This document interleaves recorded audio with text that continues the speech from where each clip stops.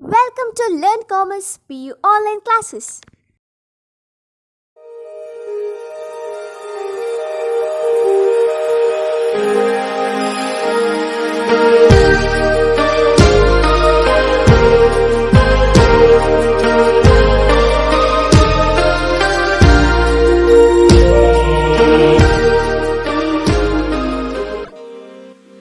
Don't forget to like our video and subscribe our YouTube channel for all the updates.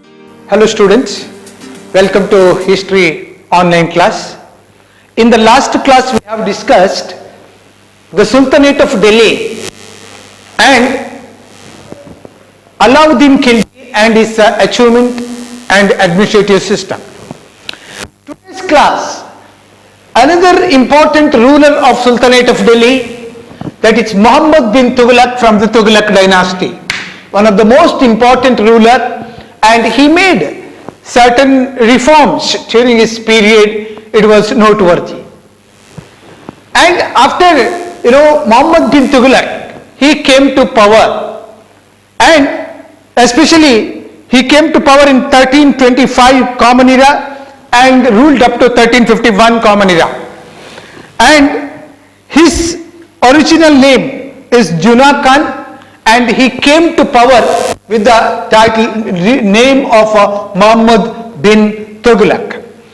And Muhammad bin Tughlaq was known for his military achievement because he fought many battles and extended his empire and made a strong kingdom and provided a proper administrative system to the established kingdom.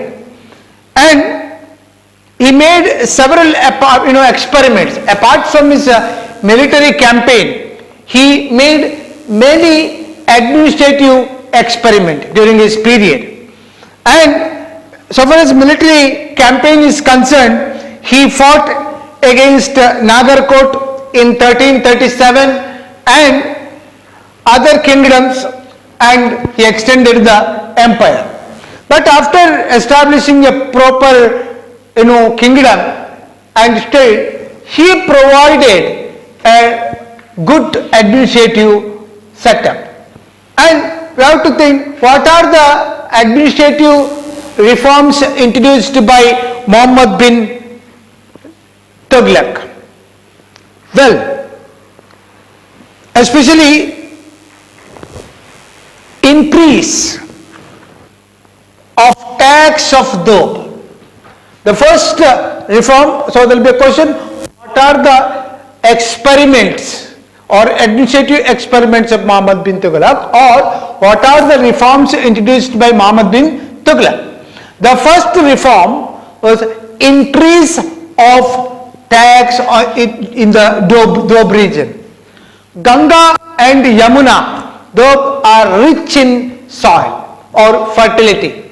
For that reason, he wanted to increase the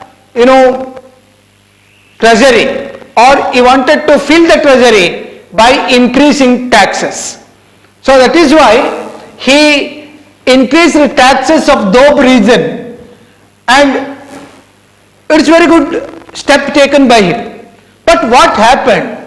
The increase of tax was made by Muhammad bin Tughlaq was in the wrong time, because when there was a famine and a drought, when there was a crops failure, he increased the tax. That's why it was criticized. And secondly, the tax which he increased was so much, a huge tax. He was not, he never increased a normal tax, but it was huge. It was not payable for the farmers. That's why it was a great failure of Muhammad bin Tughlaq. Even though it was a proper reason, it was a proper reform, but it was introduced wrongly. That's why it is criticized by them. And second reforms introduced or experiment made by Muhammad bin Tughlaq was transfer of capital. What is the transfer of capital? The Sultanate of Delhi, they had the capital at Delhi, But Muhammad bin Tughlaq, he transferred the capital from Delhi to Daulatabad. Daulatabad or Devagiri, Maharashtra. Devagiri. What was the purpose behind the shifting of capital? Because for the protection of capital, this Delhi was more often invaded by Mongols. If Mongols capture Delhi, whole kingdom will be under the control of Mongols. That's why here Muhammad bin Tughlaq, he wanted to shift that capital from Delhi to Daulatabad and protect the capital. That's a very good reason. But what happened? When he shifted this capital nearly 1,120 kilometers from Delhi to Devagiri, nearly 1,120 kilometers. It's a very huge distance from Delhi to Devagiri. But when he shifted from Delhi to Devagiri, nobody was left in Delhi. Even cat and dogs were taken from Delhi to Devagiri. On the way, many people died. So this was a great blunder done by him. Many people died due to various reasons and they came to Devagiri. Here in Devagiri, no arrangements were made to accommodate these people. No arrangement, no facilities were made to accommodate all these people. That's why he had to reshift the capital, or people who came from Delhi to Devagiri, once again they have to go back, and he reordered the people to go back to Delhi. So once again, return from Devagiri to Delhi, even more number of people died. Here we have to note the purpose of Muhammad bin Tughlaq was good. That's what to protect his capital. But the way he taken the measures was absolutely not good. It was a total failure, and that's why he was criticized for his second experiment also.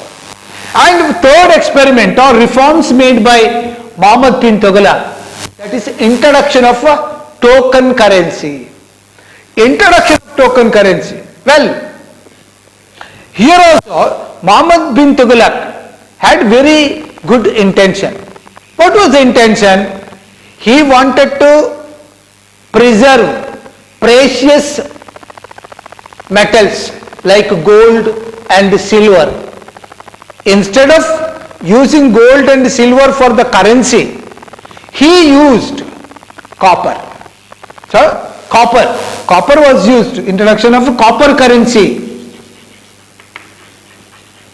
Copper currency was introduced. Well, that's good. But when he introduced copper currency, the monopoly of minting that currency was not kept by the government.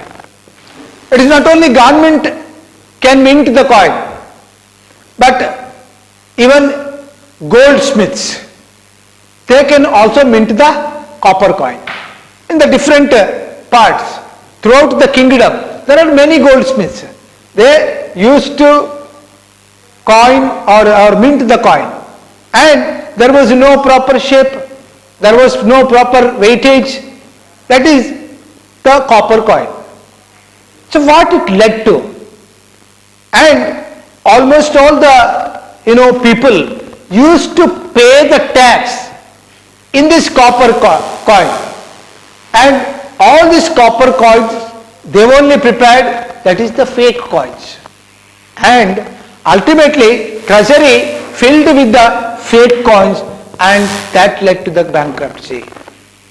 So that is why this is the great failure of Muhammad bin Tughlaq even in the token currency, and what we can see all these failures. And V.A. Smith, all these, experiments made by him. By observing this, V.A. Smith says that compound of contradiction. Contradiction means opposites. Contradiction, compound, is a mixture of opposites. Mixture of opposites. Is absolutely brilliant, but it was taken the wrong way. That's why it's a compound of contradiction. What V.A. Smith says. So this is about our Muhammad bin Tughlaq and his reforms. And then we have to see the contribution made by Sultanate of Delhi. What are the contribution? Especially in the administration, central government, provincial government and literature, architecture, revenue, justice, military and in various fields. In total, what type of administrative system this Sultanate of Delhi had? What was the structure of administration under Sultanate of Delhi? We have to see, students, that is the contribution of Sultanate of Delhi. First one, the administration. Administration which comes the central and provincial, civil administration. That is how the administration was established. The central government, that is the administration, that is the central government, even we can see how the central government is established. And they create, king. King is the head of the state, is the topmost power and is head of the state. He had all the power in his hand. And it was a theocratic state. Theocratic. Central government. Theocratic state. And it was run according to Shariat law, Muslim or Islam law. Shariat.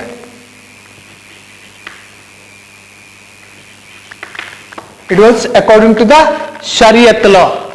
And ulemas, they controlled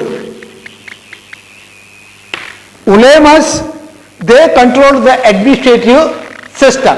Who are these ulemas? Ulemas are the body of Muslim scholars. They are the Muslim scholars. Ulemas means Muslim scholars. According to their direction, government used to run. And sultans are called naibs. Under, Delhi Sultanate, sultans are called naibs. Naibs means deputy of Khalifa. Deputy of a Khalifa. Khalifa is the head of the Islam in Baghdad, and under him all the Islam states run, and naibs means they were the assistants or subordinates of a Khalifa. And this is about king and his duty. And Sultan was supreme, as I said, but there were various heads to look after the administration. King alone cannot run administration. That's why there are many posts appointed by king, and who are they? These responsibilities, how they had, that is wazir. Wazir is the prime minister. Ariz-e Mumlik. Ariz-e Mamlik. Mamlik is the military head. Military head. And then Amir-e-Mazli. Amir-e-Mazli. Mazli means he was in charge of royal fort or protection of a royal fort. Then Barid-e-Mamlik. Barid-e-Mamlik.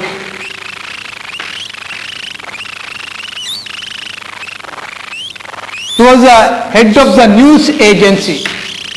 Head of the news agency. And Dabir-e-Mamlik. Dabir-e-Mamlik. He was in charge of royal correspondence.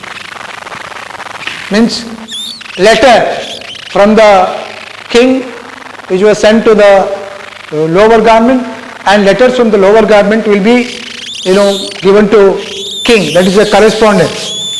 And Sadar us Sadar. Sadar us Sadar. That was a religious head, or he controls religious activities. And then Qazi-ul-Qazi. Qazi-ul-Qazi. It means a chief justice. Chief justice, or in charge of judicial department. So in this way, various responsibilities were given to different people to administer. In this way, the central government was systematically organized, through which they administered very effectively. So this is how the central government was established. Then we come to the revenue administration. What was the revenue? Land revenue was the main source. I said the revenue administration.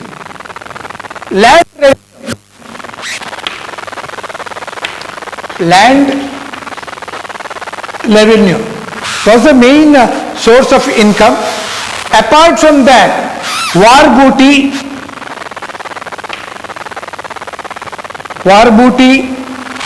jizya, etc.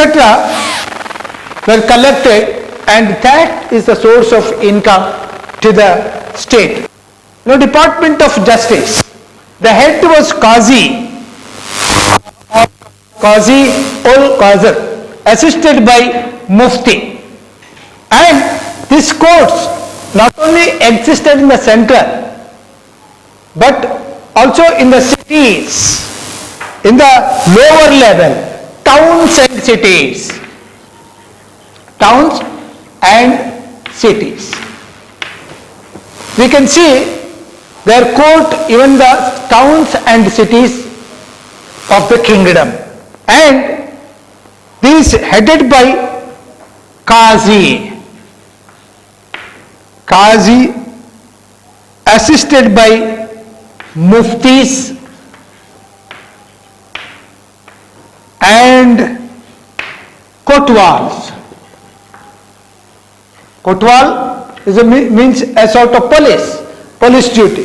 So, in the town and cities, Qazi was the head of the judicial system, assisted by Muftis and Kotwals. So, this is what the judicial system of, Sultanate of Delhi. And coming to the military or army, military administration. They had strong army, and at the same time they had standing army in different period, standing army, and branding the horse system during the period of Khiljis. He introduced branding of horses in order to maintain a good system of military. He introduced branding of horse. And king was the head of the military force, and in military department we can see cavalry, infantry, and elephantry.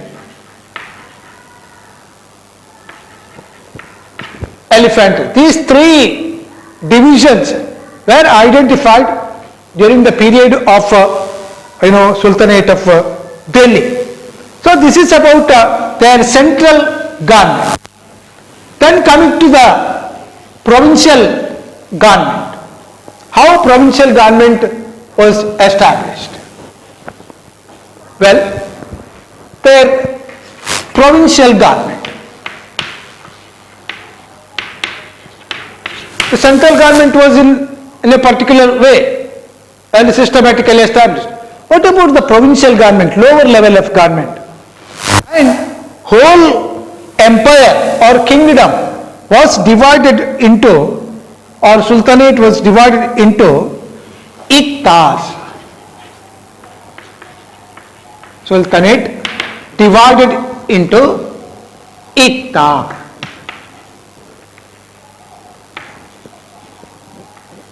Iqtas.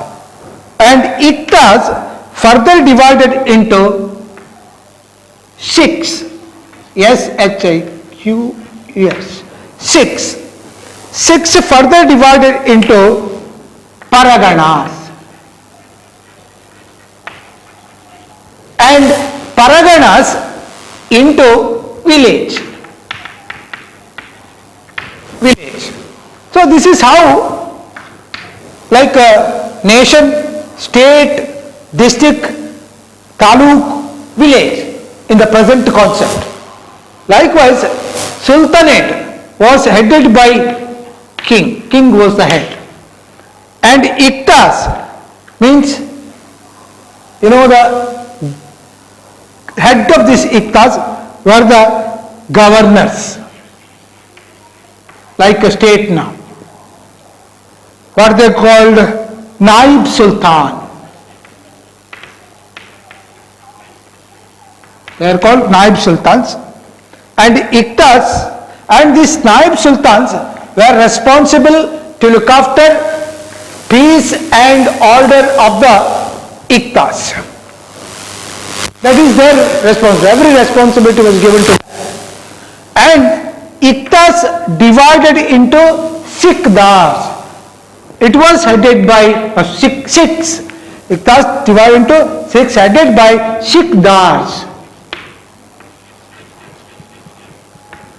Sikhdars. And Sikhs further divided into paraganas, and paraganas were looked after by amils. And further, paraganas are further divided into villages and looked after by Chaukidar,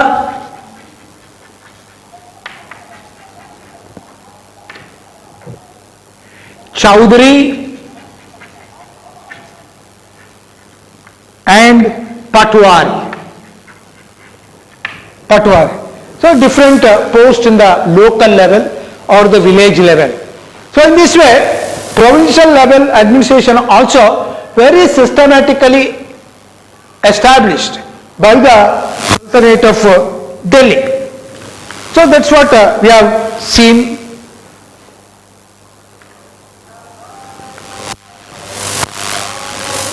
And later we have to look at their various contribution towards the art and architecture.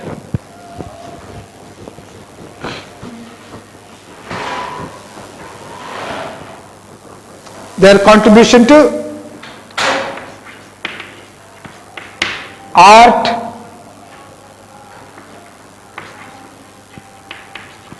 architecture,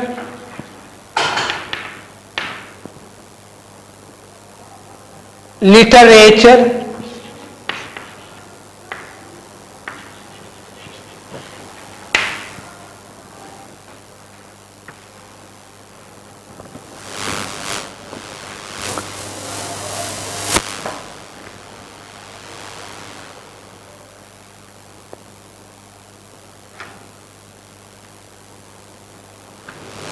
what about the, let us say, their contribution to the literature?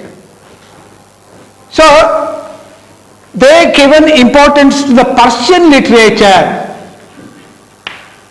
Persian literature. They developed Persian, various Persian scholars, they have contributed a lot. And many scholars were patronized by the Delhi kings or Sultanate of Delhi. And here Amir Khusro, Amir Khusro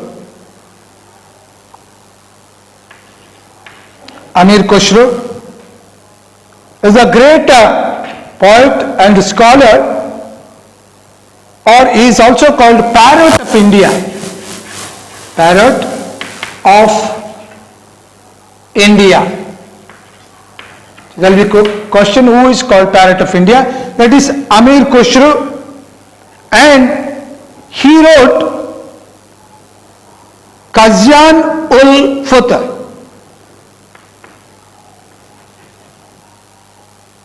Kazyan ul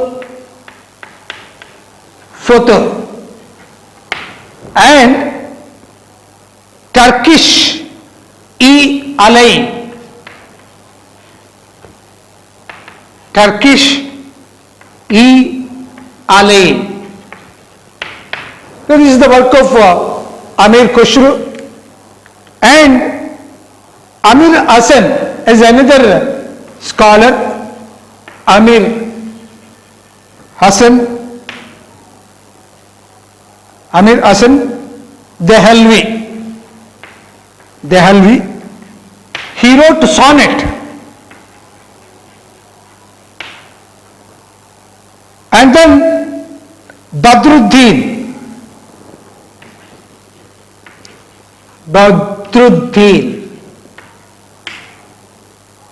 Maulana, another scholar. And one more,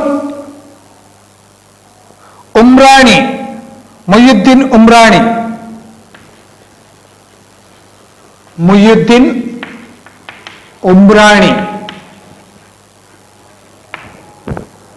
And then Hasan Nizami.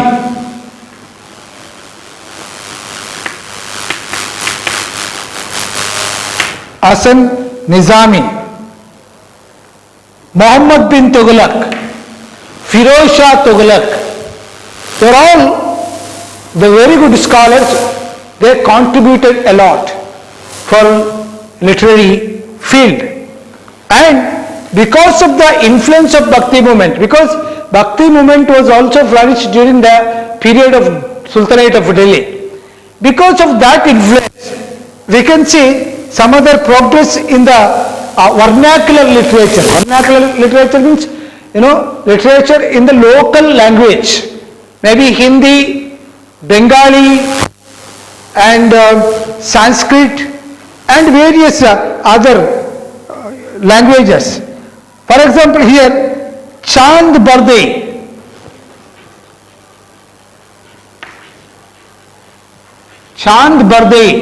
He wrote Prithviraj Raso.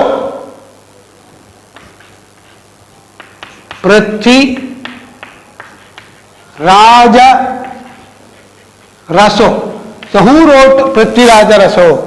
Means Chand Bardey wrote Prithviraj Raso. It's a very important book. And Malik Muhammad Jaisi. Malik Muhammad Jaisi. He wrote Padmavati.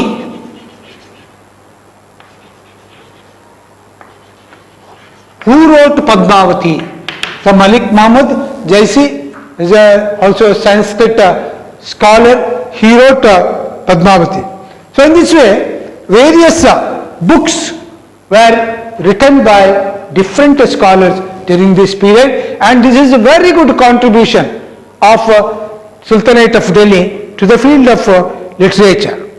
Coming to the art and architecture, that's very important aspects. How this art and architecture was developed by this Sultanate of Delhi, especially some important architectural examples can be seen during the period of Sultanate of Delhi. Let us see some important contribution of them in the field of art and architecture. They developed a new style of architecture called Indo-Islamic style. Indo-Islamic style. So this is a different style and a new style, both Indian and Islamic style. It's a mixture of Indian and Islamic style. And what was the feature of this style? It was minarets,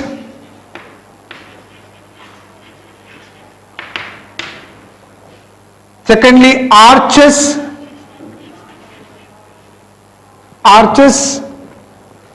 thirdly domes, Azara hall,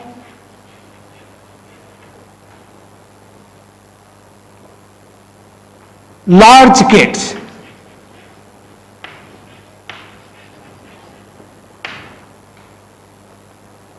What is the large gates were important features of this architecture of Indo-Islamic, and their architectural contribution, that is some special examples. Qutub Minar. Qutub Minar, built by Qutbuddin Aibak, is the important ruler. He established Qutub Minar at Delhi. So this is what very important aspect. And then we have another example, Adi Dinka Mosque.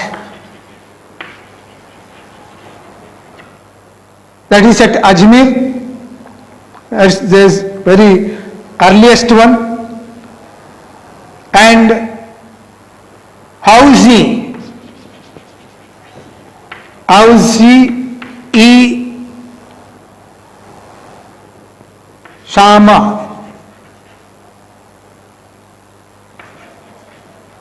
and then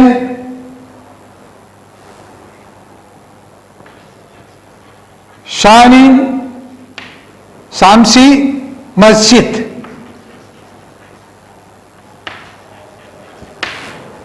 Samsi Masjid, Azani Samsi and Samsi Masjid. And Alauddin Khilji, he built Hazar Sitam. Hazar means pillars, 1,000 pillars building, 1,000 pillar.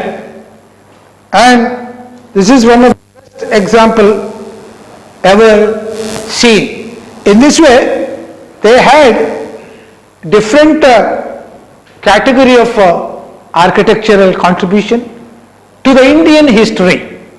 Or this is the Sultanate of Delhi, they introduced a special type of architecture, a special style of architecture to India, that is Indo-Islamic style, and through which they provided many contributions to Indian history. So that is why we have to remember these Sultanate of Delhi and the rulers, especially for their contribution. So this is about Sultanate of Delhi and their contribution. Thank you very much. Don't forget to like our video and subscribe our YouTube channel for all the updates.